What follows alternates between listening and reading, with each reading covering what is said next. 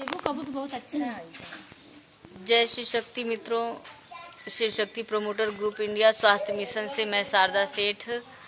आज हमारे बीच कुछ किसान दीदी हैं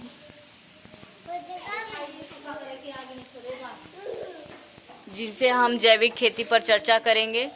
दीदी, आप लोग खेतों में यूरिया डाई डालती हैं? हाँ, यूरिया डाई डालकर खेती करती हैं? हाँ, जिससे कि मिट्टी को आप लोग मिट्टी को मार देती हैं। यूरिया डाई डालना मतलब कि विषैला पदार्थ जब डालती हैं तो जो अनाज उत्पन्न होता है वो तो जहर रहित होता है ना। जैसे कि एक माँ को अगर जहर खिला दिया जाए और वो उसके बच्चे को दूध पिलाएगी तो वो जहर वाला ही दूध हो जाएगा ना।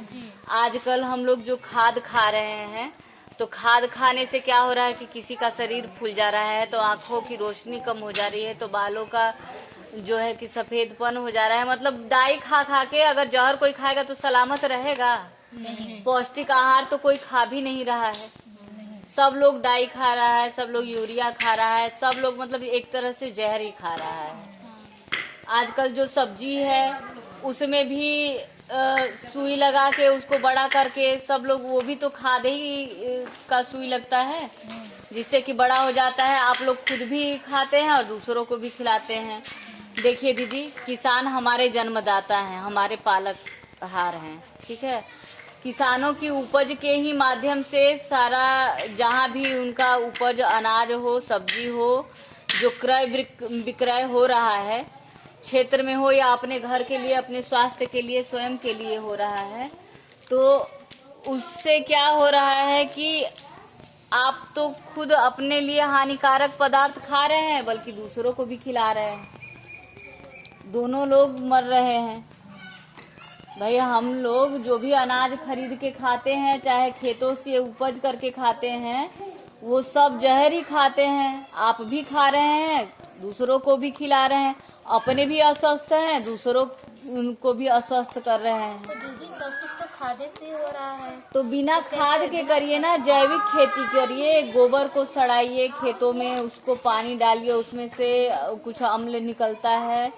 उसके बाद जैसे कि 1 साल का सड़ा हुआ गोबर जो करीबन जब खरमास लग जाता है, होलिका के बाद जो पाथा जाता है गोबर, जिउतिया के बाद, उसको सड़ा हुआ उसी को खेत में डाल के उसको फेंक दीजिए ना। उसको क्यों पाथ देते हैं?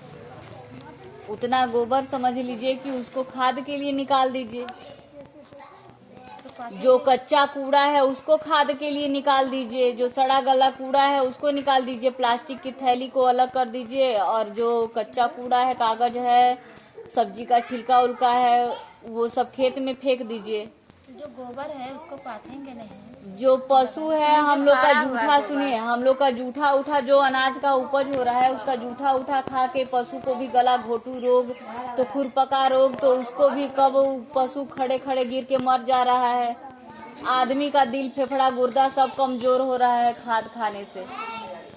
पहले की अपेक्षा और अब की अपेक्षा बताइए कि जितना हम लोग उपज करके खा नहीं रहे हैं उससे ज्यादा तो बीमारी में लग जा रहा है। फटाफट पथरी इकट्ठा हो जा रहा है, तो फटाफट मतलब कई ठो ऑपरेशन हो जा रहा है। अपने ही खुद के शरीर को देखिए कि कब फूल जाएगा, कब पचक जाएगा, कब क्या हो जाएगा, कोई ठीक नहीं। आइलेरिया, फाइलेरिया बीमारी, टाइफाइड, मतलब सब लोग तो अपना मुंह हाथ तो सब कुछ तो धोता ही है ना। कोई गंदगी से रहता है क्या?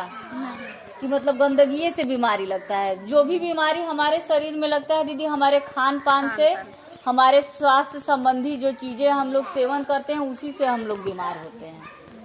जो हम अपने अंदर ग्रहण करते हैं, जो उसको रखते हैं, जिससे ये हमारा शरीर का ऊर्जा बना रहता है, जिससे हम दिन भर खटते हैं। वहीं जो अनाज खा के हम दिन भर चलते हैं उसी में जहर रहित मिला हुआ खाते हैं। ज्यादा अनाज की पैदावार के चक्कर में हम इन विस्फोटक चीजों का प्रयोग कर करके और अपने तो अपने दूसरों को भी मार रहे हैं। ये जो जितनी भी बीमारी फैल रही है या इसके जो दुष्परिणाम है, इसके केवल और केवल किसान भाई और किसान दीदी लोग ही जिम्मेदार हैं, जिससे कि ये अस्वस्थता फैली हुई है। तो आप सभी से निवेदन है कि जैविक खेती अपनाएं, जैविक खाद अपनाएं और स्वस्थ रहें। पहले खेतों में क्या होता था कि महिलाएं जाती थी, जब तक खेत नहीं भरता था तब तक शौच करती थी, लेटरिन करती थी, बाथरूम करती थी। अब कोई बैठेगा तो डंडा लेके पीछे से मारेगा लोग, घर पे जाके गरियाएगा, खूब उल्टा सीधा बोलेगा। हाँ काहे जबकि वही खाद बनता है। आज बाहर के जितने भी शहरों के शौचालय हैं उनका टैंकर द्वारा लेटरिन साफ किया जाता है, उसी का खाद बनाया जा रहा है, उसी का खाद बनाया जा रहा है। तो जैविक खेती करेंगी तो जैविक खेती में कोई रसायन नहीं मिला रहेगा, अपने हाथों का किया धरा रहेगा और उसी की उपज से भाई अपना परिवार भी स्वस्थ रहे, समाज भी स्वस्थ रहे, सब खुश रहे, मस्त रहे। नमस्कार।